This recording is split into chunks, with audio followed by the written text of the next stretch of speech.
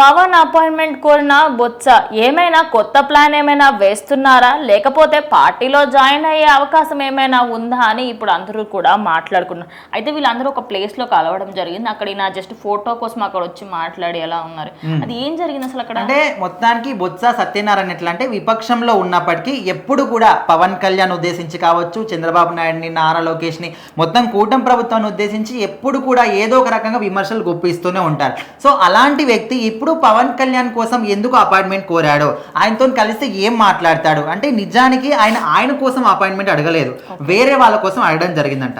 అయితే ఇక్కడ పార్లమెంట్ లో కావచ్చు, ఇక్కడ మండలిలో అందరూ కూడా ఎమ్మెల్సీలు కానీ ఎమ్మెల్యేలు అందరూ కూడా ఒక గ్రూప్ ఫోటో దిగుతున్నారు. సో ఆ గ్రూప్ ఫోటో ఖచ్చితంగా పవన్ కళ్యాణ్ కూడా ఉండాలి, ఆయన కూడా ఒక ఎమ్మెల్యే కాబట్టి ఆయన కూడా వచ్చాడు. సో ఆయన పక్కకు బొత్స సత్యనారాయణ నిలబడడం జరిగింది.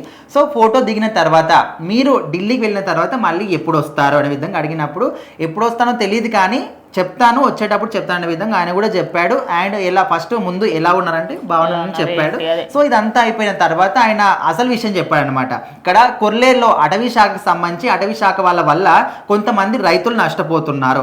సో దానికోసం వాళ్ళ రైతులు వచ్చి మిమ్మల్ని డైరెక్ట్ గా కలిసి మాట్లాడాలనుకుంటున్నారు. సో దానికోసం నేను అపాయింట్మెంట్ అడుగుతున్నాను, అందుకోసమని ఎప్పుడు వస్తారు అని అడగడం జరిగిందంట. సో ఆయన కూడా ఖచ్చితంగా నేను మాత్రం రైతుల కోసం టైం ఇస్తాను, ఎందుకంటే అటవీ శాఖ అనేది కూడా నా ఆధీనంలోనే ఉంది, నేనే ఖచ్చితంగా చూసుకోవాలి.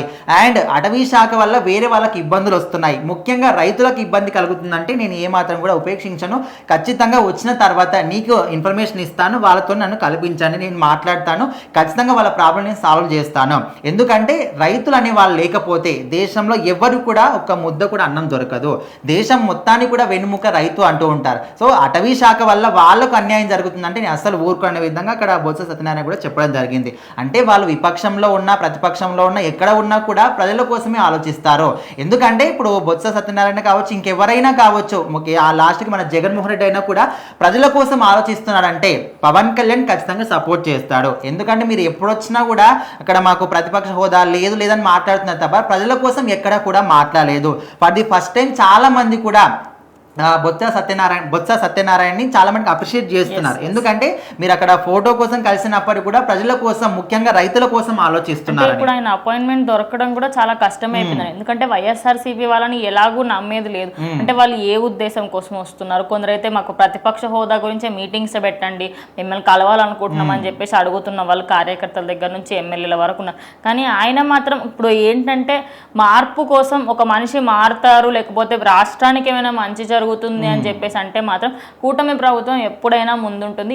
ఈ వీడియో చూసిన తర్వాత అదేవిధంగా ఫొటోస్లో ఇదంతా సర్క్యులేట్ అవుతున్నప్పుడు మాత్రం అందరూ కూడా బొత్స గారు మీరు ఉండాల్సింది ఆ పార్టీలో కాదు వేరే పార్టీలో. ఈ న్యూస్ తెలిసిన తర్వాత ప్రతి ఒక్కరు కూడా మీరు ప్రతిపక్ష హోదా ఉన్నా లేకపోయినా సేమ్ లీడర్ గా అయితే ఏ విధంగా చేస్తున్నారో మీరు కూడా ప్రజల కోసం పోరాటం చేయండి. ఇప్పుడు వీళ్ళు ఇచ్చిన హామీలు నెరవేరుతున్నాయా లేదా మీరు క్వశ్చన్ చేస్తేనే కదా వీళ్ళకి తెలుసు అని కూడా చాలా మంది అంటున్నారు. చూద్దాం మరి దీని తర్వాత ఎవరైనా మారుతారా లేదా అని.